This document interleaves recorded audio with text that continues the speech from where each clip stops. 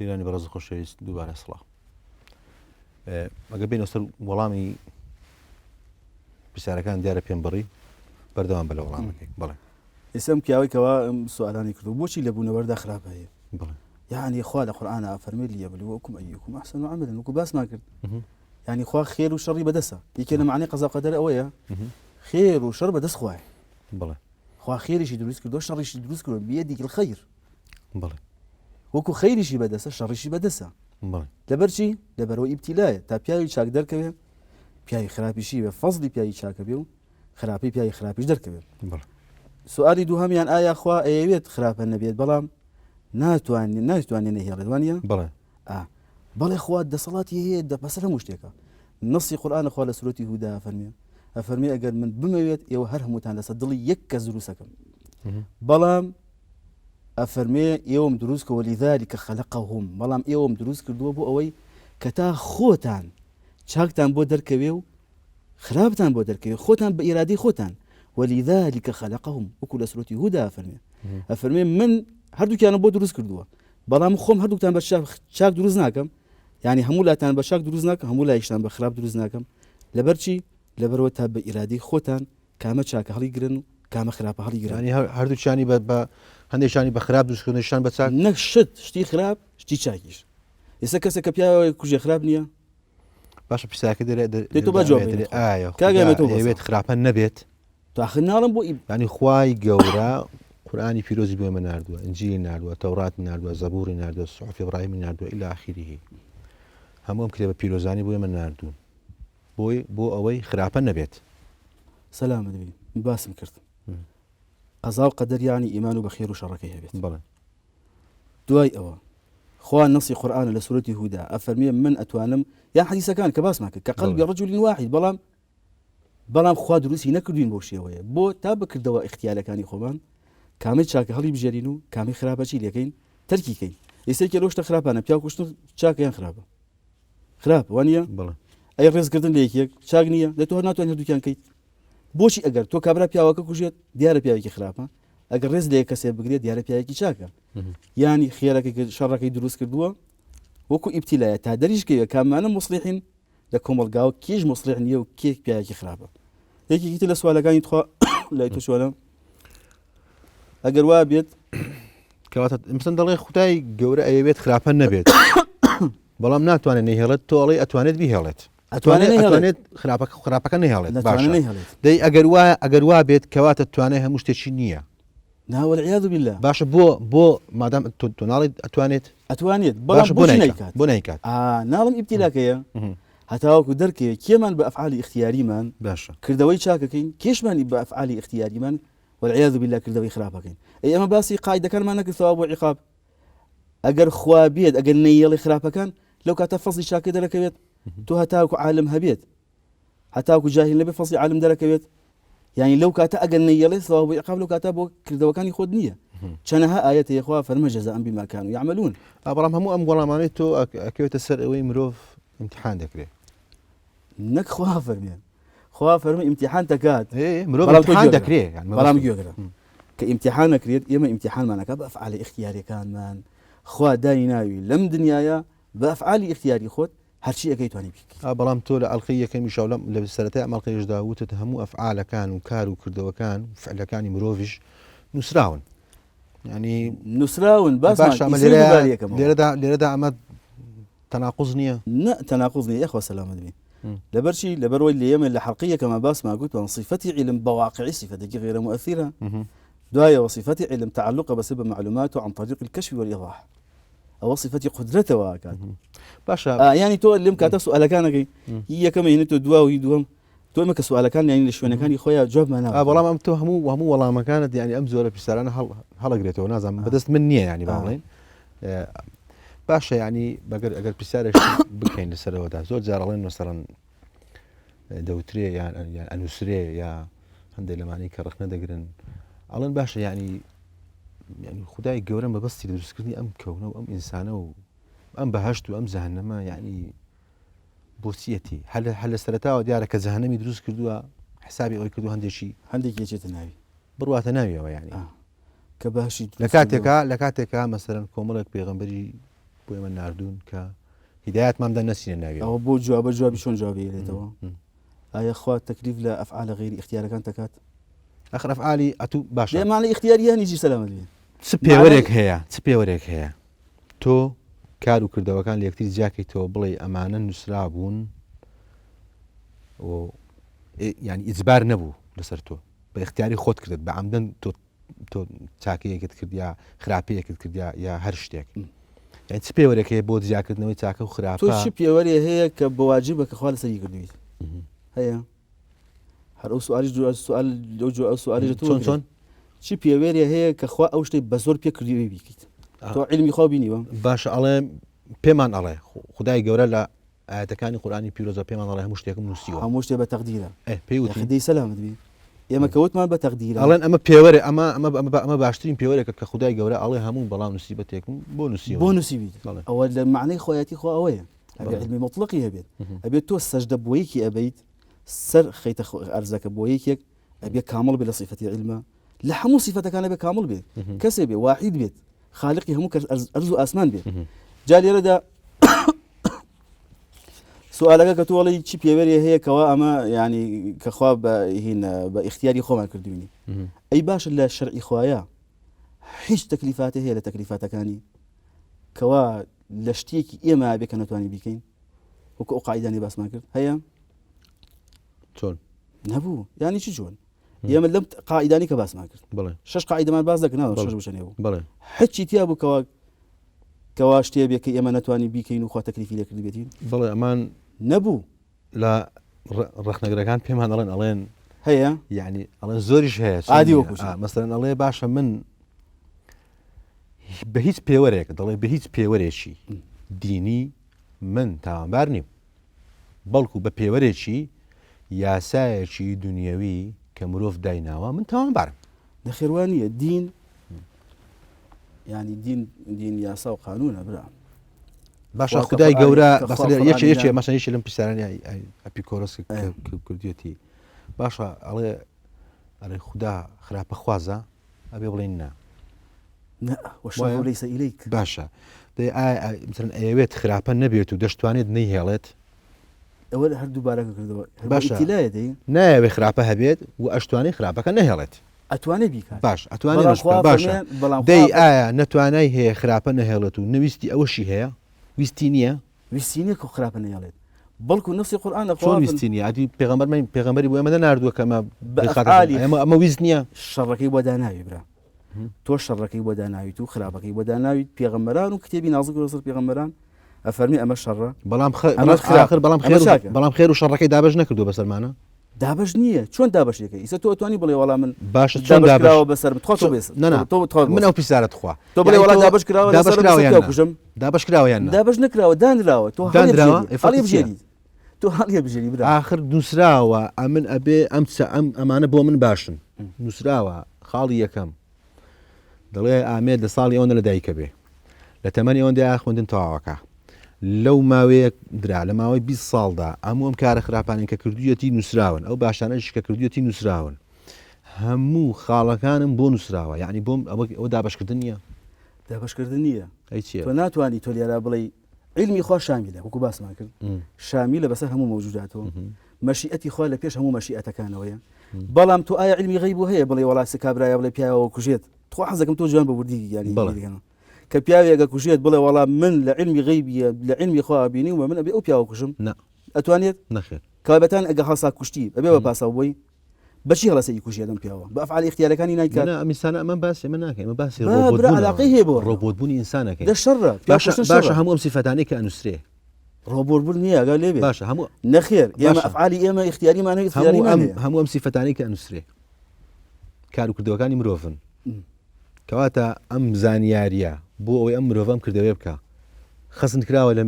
لە ئینسانەکەیاننا وەکو خەزن لە علمی خوا هەیە نە لە ئینسانەکە لە علمی خوایە ئەمە خەزن نەکراوە لە ئینسانەکەیان لە علمی لە ئینسانەکان نەخێر کردەوەکانی تۆ کردەوەی ئەفعالی اختیاری هەیە برا تۆ خوا یەک تۆ زانە من ئەوەل پرسیارم کار و کردەوەکانی ئینسان نووسراون یان نەنووسراون هەمووی نووسراوە بە تەفسیلی باش هەمووی نووسراوە هەمووی نووسراوە باش ینی ئەمە ئەم کار و کردوانە ئەم جوڵەیە کە ئیکا ئینسان بە هەموو کار و کردەوەکانی بە هەموو قسەکانیەوە بە هەموو ئاستی معریفی هەموو فەرزەن دامان نامەسەڵەن ئەو کەسە هەموو تەقدیراتەکان ئاستی معریفەکەی نزم بوو چوو خراپێکی کرد ئاستی معریفەکەی بەرز بوو چاکەیەکی کرد باش ئەمە نەنووسرا بوو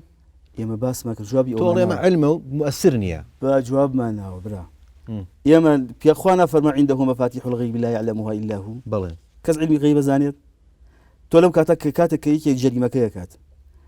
کاتێک کە بڵێ وڵا جەریمەکەی کردووە وڵا لەسرم نووسرا بوو تۆ زانگ لەسەر باشە نووسراوە خوددا بۆ من تۆ بۆ سەدەی ئەفەتی یەخۆ سەلامەتی تۆ نایاڵی باشە دەتوانێت بڵێ وڵا لەسرم نووسراوە بۆیە کردومە تۆ لە کاتە پێی ناڵی نەخێر ڕاز ناکەی ئەتوانێ وڵێت نەک ئەتوانێ واقعە ئەتوانێم کەسە بڵێ ئەو کەسە بڵێ خودای گەورە منت وا دروست کرد کە بێمە بوون نەخێوان ئەم شتانە بکەم ئەوە کەسێکە کەوا گێل دەرەچێت بۆ چونکە بەرامبەر ئەم قاعدە شەرعیانە دەرەچێت ئێمە یەکەم خۆ تەکلیفمان لە شتێکە کەوا ئەفعالەکانمان اختیاری بێت لە ئەفعال اختیارانی ئەمانە هەمووی علاقەی هەیە بێت کە تۆ ئینسان بە وردی سەیدیکە بەڵێ یعنی کە من ئەو شتانە ئەفعالی اختیاریەوانە بەگاڵتەوە ناڵێمان ئێمە باسی اختیار و جەبرەکەین ئەوەیە کاتێک کە خوا باسی نهی و ینی ئەمرەکانە فەرمێت ڕووە کاتە ئەو ئەفعالانی کەوا ینی خطابی خوا ڕووە کاتە ئەو ئەفعالانی کەوا اختیاریان اختیاری بەڵێ اختیاری لەوەیە اختیارەکان بەڵام باسانە جەبر نەما بەڵام ئێمە باسی ئەم سیفەتانە ئاکەین ینی خوای گەورە ئەمرمان پێ دەکات بە شتی باش و بە عەدل وایە بەڵام لە هەمان کاتدا ینی ئەمانەی کە ڕخنە دەگەن ئەڵێن ئەمر بکە یانەکە مەسەڵەن ڕاستە ئەمرێکی کرد بە بەوەی کە من کاری باش بکەم بەڵام ئەگە خراپەیەکم کرد لەبەرەوەی پێشتریش ئەمە بوو نووسراوە لە چارەم نووسراوە ئەوەیە ئەڵێ من تاوانبار نیم سەلام ینی ئەوە هەر کەسی ئەوە بڵێ ئەوە پاساوی خراپی خۆی هاتەوە بۆ پەتەکیت پاساوی خراپی خۆی هاتەوە نەخێر لە شەر ئیخوایە جبری وایتیان نییە جبریتیان نییە لەبەر ئەوە ئەم قاعدانی کە باسمان کرد ئەفعالەکانی ئەمە کاتێک کە خیتابی خوا ڕووە کاتە ئەفعالەکانی ئەمە ڕووە کاتە ئەفعالی اختیاریەکانمان دوای ئەوە تەکلیفی ما لا یوطاغ نییە پێغەمبەران ئەنێرێ بۆمان تاوەکو سەواب و عیقابێ لە ڕۆژی قیامەتە عەدلیتی خوا دەرەکەوێت لێرە ئەگەر خوا بۆ جەبری پێمان بکە عەدلیتی خوا دەرناکەوێت بەڵام کاتی خوایە علمی هەیە بەسەر هەم شتەکانە مەشیئەتی هەیە بەڵام لە کاتێک کە کەسی خراپەکەی دەکات نابێ پاسایی خراپەکەی خۆی باتەوە بڵێ وەڵا لە علمی خوا هەیە چونکە کەواوت ئێمە بە قورئان پێڵین عنده مفاتيح الغيب لا يعلمها إلا هو خوا فەرمی کێ لە ئەرزوو ئاسمانە هەیە غیب بزانێ إلا الله کەگەتانە پێڵێ چۆن ئەو تەبینیوە یاران ناتوانێت پاسا بات باشە کاتێک کە جەریمەکەیشی کرد خوا هەموو سەفەرەکەم ئەو کاتەوە تۆ لێمە بڕی کاتێک کە جەریمەکەیشی کردووە بە فعلێک کردوێتی فعلەکانی اختیاریە بۆیە خوا عقوبەی لێسێنێت ینی واضحە شتێکی واضحامە کەس بۆی دروست نییە بڵێ لە دینی خوایە جەبریتایە چونکە ئەگە جەبریتیاوە چێک لەم قواعدانە یعنی دروست نییە ناتوانانی وا بڵێ باشە خودای گەورە ئەیزانێ کە کەسێک دێتە بوون کەسێکی باشە کەسێک دێتە بوون کەسێکی خراپە ئەمەی کە خراپە بۆ دروستی کرد ناڵێم تۆ ناتوانانی بڵێ وەڵام من خراپە ئەیزانێ خوا باسی کتێب نەکەینەوە تۆی سێ لە علمی خوازانی تو پیاکی خراپی پیاکی شاکی من خۆم نهڵم من خۆم باش دقیقەکە ئێمە هیچ نازانین لەم کاتاگە من خراپ لەو فەڕازنا تۆ باقی لە بە میسالەکە خۆم بێنەوە یەکێ لە ئادابەکان ئەوەیە بە ئەو کەسێک کە بەرامبەر ینی نمونەیەنی پێ نەگەێنینەوە چەند بە ئەدەبیوانە بە خۆی بێنەوە ئیسە من ئەگەر لەو فەڕزنا پیاکی خراپ دەشم والعیاذ بالله خوای شەڵاشتیوانە بێت ئەتوانم بڵم پاساوی بێن وەڵا خوا نووسیوێتی لەسەرم ناتوانم بۆیە علمی خۆم نەبینیوە من لەم کاتا من کە خراپەکانەکەم بەکردەوە اختیارەکانی خۆمەیکەم بۆیە لەم کاتا کە تۆ ئەخذ بە ئەسباب نەکرد بەکردەوە اختیارەکانی خۆ کردت لەو کاتا دیارە پیاکی خراپی بەڵام جەبریتیانە ئێمە هەمومان ئەزانین حرکاتی ئیستیقراریمانە حرکاتی اختیاریمانە لە جسمی خۆمانە ئەرە حرکاتی دڵ اضطراریان اختیاریە هەموو کەس نازان اضطراریە حرکاتی دەستمان ئێستا کە دەستە جوڵێنیتەوە ئێستا تۆ کتێبە و قشتە نووسی تۆ توانی لە جاتیەوە ئینشایەکی جوانی پێ بنووسێت توانی شتێکی خراپیشی پێ بنووسی بەلبەلێ ناو وڵاتمان نادروستکەین ناتوانانی ئەمیشە اختیاری خۆت نییە اختیاری شتێکی واضح ئەم شتانە بەڵام بۆچی خوا دروستی کردووە خێر و شەڕ ئەوە لە سورەتی تەبارەکە فەرمێ لیەبلووەکم ئەیکم ئەحسەن عەمەلەن تا فەزلی پیاوی چاک دەرکەوێت تا بزانێ کابرایەکی کە خراپە یعنی ئەگەر ئێمە هەر هەمومان لەسەر خێر بین خوا فەرمێ کردەوەی عەقڵم پیاوی يعني سبحان الله سير راسيم دينكم يكم يعني كاتب خوا تكليف مالية كعقل بين كاتكيش كتكليف مالية كشي بين خوتون بين يعني وضع القلم عن ثلاث عن النائم حتى يستيقظ وعن المجنون حتى يفيق وعن وعن الصبي حتى يحتلم يعني أمانة هيشان عقلي بالفعل النية عقلك بالفعل النية جال بروخة تكليف لناك لكاتك كقش تسر يعني هاتي تسر خود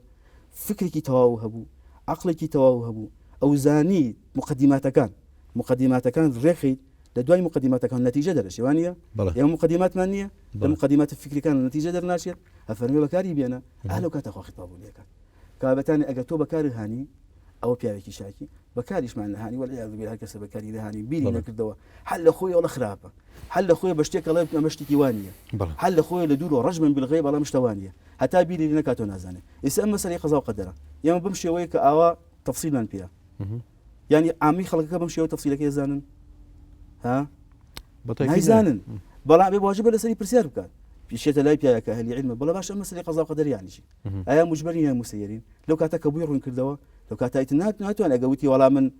يعني شو أنا مجبر بيني أوانا تي أقل مسألة تي أقل ناخر أنا تناقضاتي ثانية تي أقل ناخر أنا خو تكليف مالي كان لكاتك كيما كامل العقلين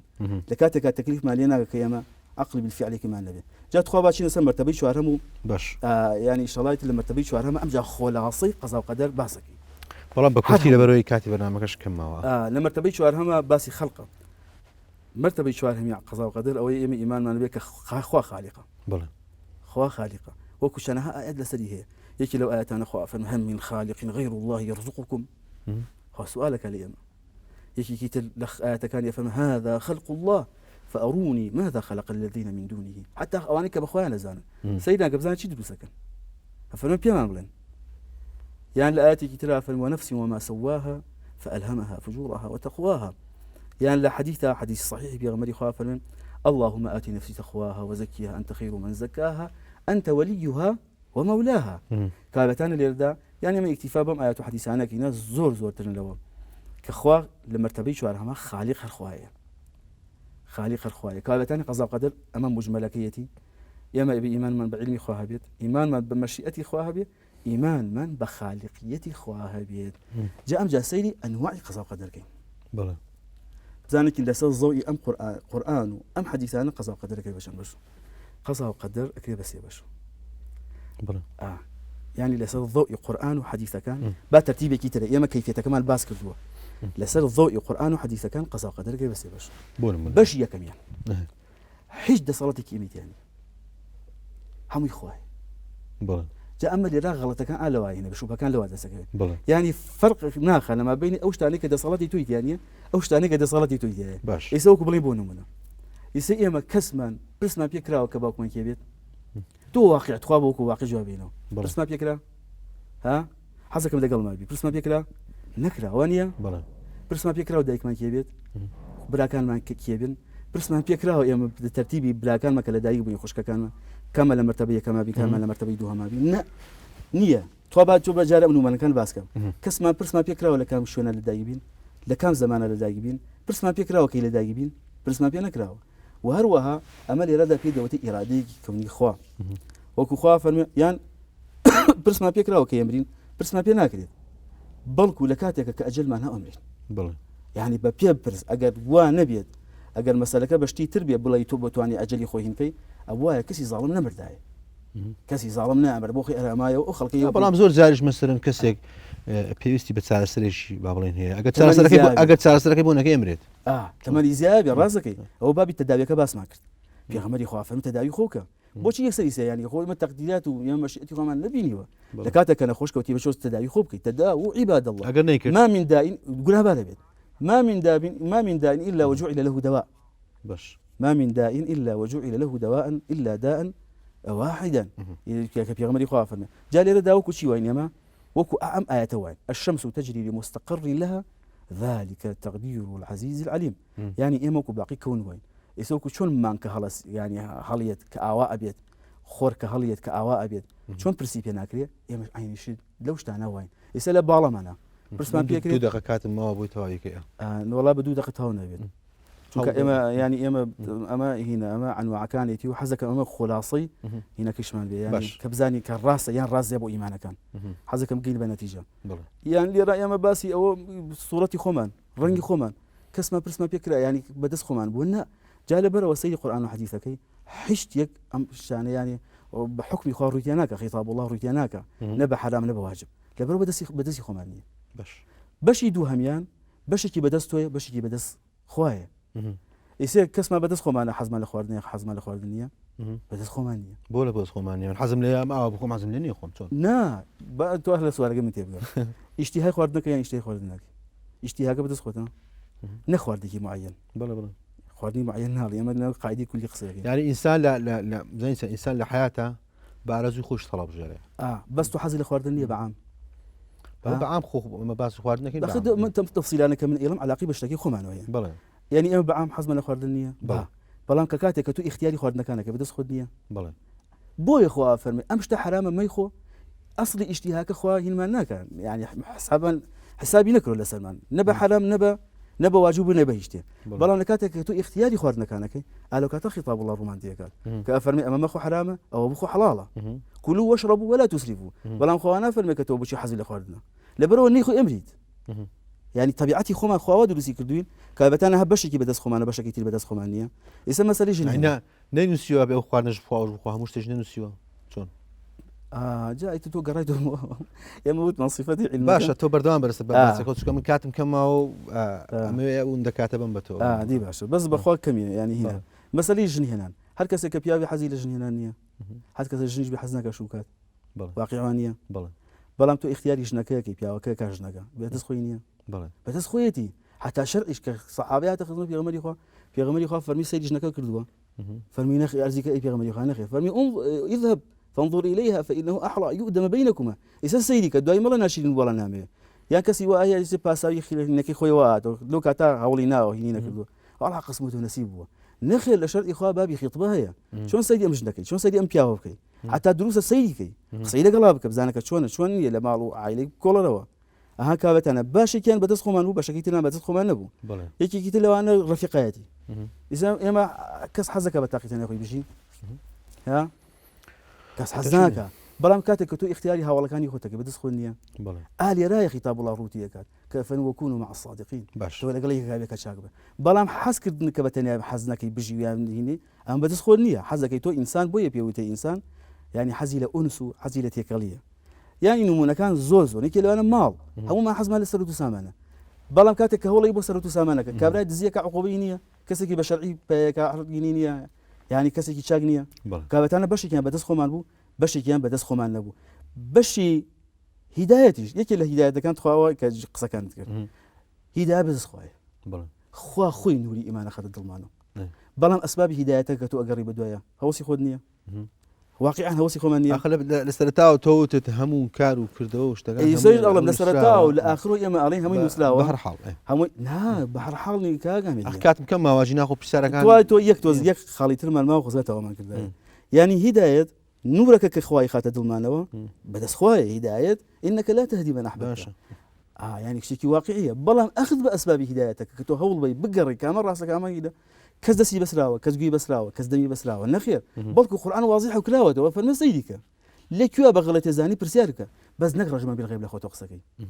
بزانا إيما لقرآنك نازل بوا وقرآن بعربي نازل بوا سيدي قواعدي عربي بك يكم سيدي شرعك بك سيدي بزانك تواضع ينكان يجونا قالوا كتب بزانك راسك ودرناك خالي السهم لأنواع قدر كاملا بدسخوت يسي أما كان يجبك أن يجنك بدسخو مانية بلى رجل بكنيا رجل نقدي واقعة بدسخو مانية بلى تو معنى قضاء وقدره أأمل لسن معناي قضاء وقدر ديني خومان كديني إسلامه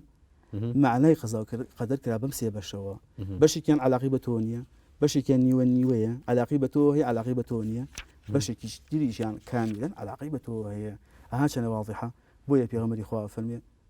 أفرمي بلى لحديثك صحيحة أفرمي تركتكم على محجة البيضاء ليلها كنهارها ولا يزيغ عنها إلا هالك أفرمي الدين إخوة شبيت يعني حرهم واضحة حركسك إنكاري بك إنكاري ضروريات عقلك باش كاتب برنامجكم توابو أم برنامج تون خلصنا جينا أم دوا بيسار بيبوتو والله يعني دين إخوة لا يفر من وجه العلم نقول أن حديث لوجه علم يعني رناكت بلكو دائما بل دعا إليه وأقبل إلى العلم يعني دائم علمي شرط إخوة تەنها مەبەستمەوەیە بەبەسەکە بە ئەوەیە بوونی بەرنمەیەکی وە بە باش ئەزانیت یان بخراپ والله ئێمە بنیەتی خۆمانە سەلی ڕاگەم نیەتمان ئەوە بێ بۆ تەشوش و بەلبەلە بێت و کەسێک بێنی کە مستەوای ئەوەی نەبێت نەوەڵە خراپە چونکە ینی غەوا دروستەکات تۆ کەسێکی سەر لەم کەسانی کە ئەم مۆزوعانە تەرحەکرێت کەسێک بێکەوە بزانی عالمە بۆ مەسەلە ئەمجا تۆ ئەوە بینی تا تەوزیع بێ والله خێرەوە بەڵێ يعني شتێکی چاکەوە تا تەوزیحی بات شوبهەکان کە ینی کە تەرحیەکات جوان ڕەدی بیرێتەوە کەسێک بێ عالم بێ ینی ئەهلی خۆی بێت نەک تۆ ئیسە بڵێن کەسێک بابی عەقیدای هیچ نازانێت تۆ کابرایەکی بڵێن تری بۆ بێنی ئەمانە ناوەڵە سەری لێ تێکناوە ڕاستەکە لەوانێت تۆ لێ بگەی ینی ئەو کەسێک قسەی لەگەڵاکەوەی لێ بکات کە